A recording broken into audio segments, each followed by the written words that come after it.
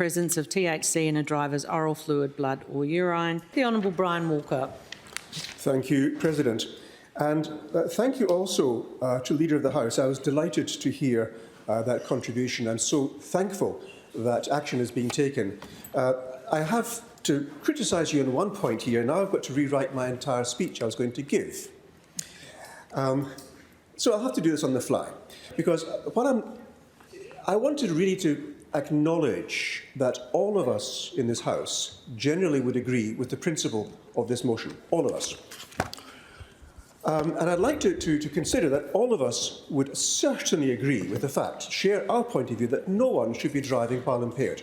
Absolutely no one. As a practicing GP, if I'm writing a recommendation for someone's licence to be retained, if I have the opinion, I've done all the tests, but my gut feeling is, if my wife and children were driving in the other direction, would I be happy this man was on the road? And I said, no, I would be saying, I'll have to reconsider this and send you on for special testing, because it is paramount that if my wife and children need to be kept safe, so does every single member of this state and nation. Driving while impaired for whatever reason is simply unacceptable.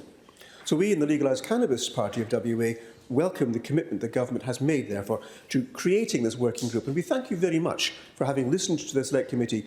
I must actually congratulate all the members of that committee for doing a sterling job. I really do appreciate that. But the last point here, and I agree very much with the Leader of the House saying that the last point here, the calls upon the government to set a reporting date for the working group, such that legislative changes can be debated ahead of the next election. I would like very much to put some personal faces to this, because, you see, this is talking about people in all of our communities. Each one of us in this room, each one of us will have people in our respective electorates who will embody one or other of these examples I'm going to give. Names are altered, but the facts are there. You see, I'm a practicing doctor. So Adam contacted my office about 6 months ago. Cancer treatment, toxic cancer treatment, with debilitating nausea, debilitating, none of the medication that we prescribe, even on Dancitron, would not work. Cannabis, however, did provide him with relief from that debilitating nausea.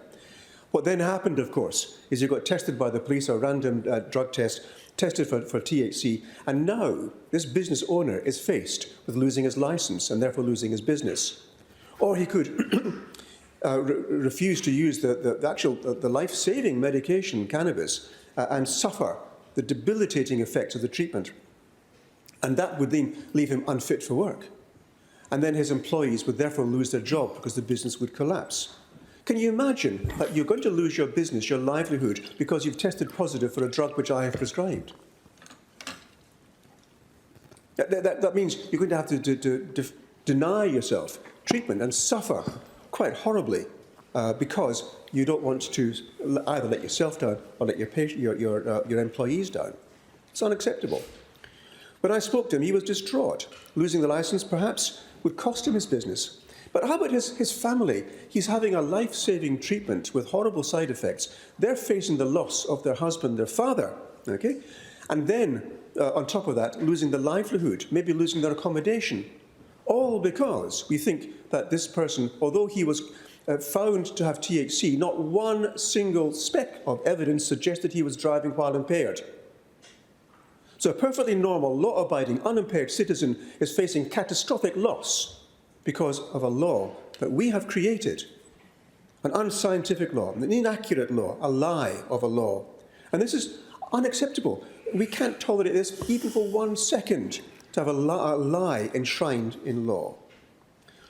Carol, a teacher, suffered back pain. She bending over small children, an accident at school. The list of drugs. Let me list these drugs that she's taking just to get through the day right now. Tapentadol, which is a synthetic opioid, 200 milligrams twice a day, 50 milligrams of tapentadol as needed, the quick-release form. Amitriptyline, a fairly major antidepressant, but also useful for pain, but makes you sleepy, 10 milligrams in the morning, 25 at night to help her sleep. And on top of that, oxycodone, an opiate for breakthrough pain. Now, you're taking all of these drugs and you're teaching children. You're going to be impaired by your teaching, let alone driving. None of these drugs came with a ban on driving. The obligation is, if you're required, is that you should not drive if you feel that you are impaired. So the onus is on you. If you don't think you can drive, don't drive. There's no ban. It's up to you to decide.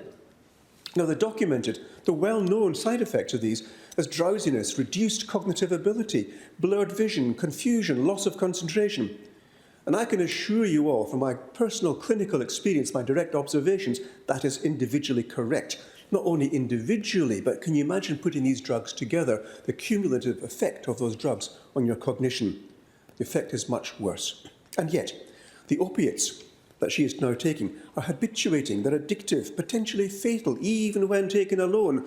How much more when taken in combination, especially with alcohol and benzodiazepines. And yet, such patients are permitted to drive and do not get tested either for impairment or for presence. So what's the medical or the legal reason for such discrimination? I mentioned the word discrimination against a medicine such as cannabis, which is both proven to be effective and also, be it clearly said, much safer. Now, no one here argues for the right to drive when impaired. No one. Yet it appears that the law currently permits people to drive when impaired. Let me say that again. The law, as it stands today, currently allows people who are impaired to continue driving. Now, we in the Legalised Cannabis Party WA do not support this at all. We support that no one should be driving while impaired. We do support that recognising that driving with THC in measurable quantities is not correlated with evidence of impairment. So we advocate not for a test of presence, but for an accurate measure of impairment. An accurate measure of impairment which can test for the effects of driving impaired while sleep deprived. When your mood is altered for whatever reason, the stress, the anxiety you might have, these impairments are measurable and they have an effect on our driving ability. How many accidents, fatal accidents, are occurring because people are driving while impaired due to other substances or other situations? And we would like the police to be in the possession of adequate testing for impairment to keep our roads safe, to keep my wife and children safe, if I want to be very personal, as all of us here would agree. Now, she came to me asking if medicinal cannabis might be a workable alternative for the basket load of highly addictive opioids, and it might. The Neuroscience Institute in Seattle has done a lot of promising work in this area in recent years, concluding that cannabis has been shown to be effective to treat back pain with an acceptable side effect profile. The medication she's taking now, she'd be much safer using cannabis, much more cognitively aware, able to teach her students better, able to drive better, able to function better in her daily life. But Carol's a teacher and needs a car to get to her work, and she must not lose her licence. In other words, because of the laws that we have created and that we currently support, she has to make the choice of having worse health, suffering, or driving illegally. Now, I'm permitted to prescribe that medication for her, but she's not permitted to drive with it in her system. It's a situation I regularly see in my clinic. Every day I'm prescribing, I see this. And colleagues, this cannot be allowed to continue. And so the last point here, that we're calling for a reporting date, I appreciate the words of the Leader of the House, very correct. She's unable to guarantee, to put a firm date down. What I'm asking for is to give a prick of urgency, that this is not to be left to linger while other, perhaps more important things are being done. Because people right now are suffering. They're suffering acutely. Their health is suffering because we are not taking the urgent action we need. And I'm hoping that you might agree, that this House might agree, that we should take note and work very hard to speed up the process. Because in my electorate, among my patients, and I'm sure among all of your electorate and all of the people who are in your areas, this is going to be a story repeated again and again and again. We'll take David. He was in a car accident, but he was not at fault. Someone actually caused the accident. However, all involved were given roadside tests, including for alcohol, and he tested positive for THC. He is taking cannabis to manage his post-traumatic stress disorder, a debilitating mental illness. And with his cannabis, he's able to function as a normal human being. So when he got to court, he found he hadn't been charged with driving while impaired by drugs. That's section 64AB of the Road Traffic Act 1974. No. He was charged under section 64AC, subsection 1, which makes it illegal to drive with a prescribed illicit substance in your system. That's whether you're impaired or not. This is actually very interesting, because it appears that the WAPOL clearly knows that the mere presence does not imply impairment. It would appear that legislators also knew that full well, because they included this catch-all clause. They were therefore aware, as were the lawmakers, that's us, who signed off on these clauses, that there are many instances where impairment is simply not present. The fallback for police is therefore the discriminatory, the scientifically debunked fear of cannabis itself. The fallback is an argument that presence alone of THC is equivalent to impairment. That fault-ridden, inaccurate, unscientific law states that the THC presence equates with impairment and therefore the police are obliged to obey against their better judgment. David asked WAPOL for advice in the run-up to his trial, and they told him he should buy his own oral drug testing kits. The 5 micrograms you heard about? Very, very sensitive, and tests people who absolutely are not impaired.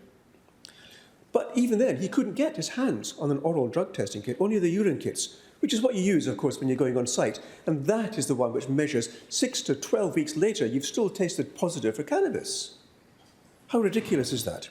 We'll talk about the FIFO issues with being unable to work with cannabis in your system. Anyway, that perfectly correct advice from the police was completely wrong, unsuitable. His own GP gave other advice. His own GP, the expert in this, said, you should be fine after 4 hours. You should be quite fine and unimpaired after 4 hours. He, being very safe and very conservative, waited 8 hours before driving. A very safe window.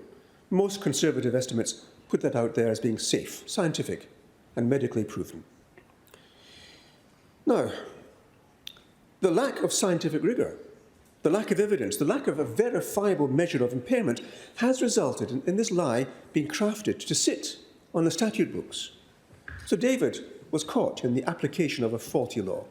It's a well-meaning law. It's designed to help reduce the carnage on our roads, but it is inadequate for the purpose. And if we take no action now, if we delay action, we are responsible for continuing a process of manifest injustice. We should not. We should not. David stuck to his guns. He pleaded not guilty on the grounds that he was adhering to the advice he received from his doctor. There was a lot of to and fro. His mental health suffered. He was anguished because this unjust law was being applied. He could lose his insurance support. That would cost him money. He didn't have any money. He was living barely on survivable levels just now. There was this fair bit of back and forth, as I said, between his lawyer and the WAPOL, and then the police decided, sensibly, to drop the charge and issued him with a simple warning. That's good common sense. That's good policing, actually. But does that mean the law is working as it was intended? I don't think you can argue that, when we clearly have an issue with this section 64 AC subsection 1. So, clearly, there's much for the planned working group to do. We need to serve the people of the state. We need to ensure that the laws that we pass are both correct and serve the people as we intend. This is our job. This is our duty. If we don't do that, we have failed in our duty. And we currently have a law on our statute books which is neither true nor does it serve the people. And in fact, as in Adam's experience, and Carol and David, we have got damage to the physical health, to mental health, to the social health, and indeed to the financial health of current law-abiding citizens who are using a prescribed drug properly. And so far, we are happy with that. Because if we were not happy with it, we'd make the changes urgently, we'd make them now. We wouldn't hang around. We'd want to do something this very moment. So I've established that the foundations of wellness, as we measure them in physical, mental, social and financial, are being harmed by adhering to a law which is outdated, which is past its sell-by date, which doesn't serve the people, and which is actually factually a lie. I could call it incorrect, but it's a lie. So I'd be asking, please, while I appreciate this House is not going to support this excellent motion of my colleague, I appreciate that. And I appreciate the reasons that the House will not support this motion. Could I, in the back chambers, behind the chair, could I, amongst ourselves, could I encourage all of us to put pressure on the system, to put pressure on the people who actually have the whip hand in this, to actually move forward with more urgency than currently is being perceived? I must say, I thank the government for having listened to the Select Committee. I thank the government for the work they have already begun. This is magnificent. It's beautiful to hear. I was delighted to hear that. But we must have a little bit more urgency because people right now are suffering. Your constituents right now are suffering. And this cannot be tolerated. We have the power to change this. Adam, Carol and David and thousands of others are waiting on us to do this. Societal peace and safety is ultimately in our hands, is it not? The well-being of the community is in our hands. And we must stand up to the challenge and take urgent action now. I would ask you, seriously, after this is over, in our private time, having a cup of coffee, having some tea, eating with our colleagues across the chamber, let us urge each other to take more urgent action because this is needed. So I thank the government for their agreement to create this working group. Let us please set an urgent time frame and rectify at least this small aspect of legislation.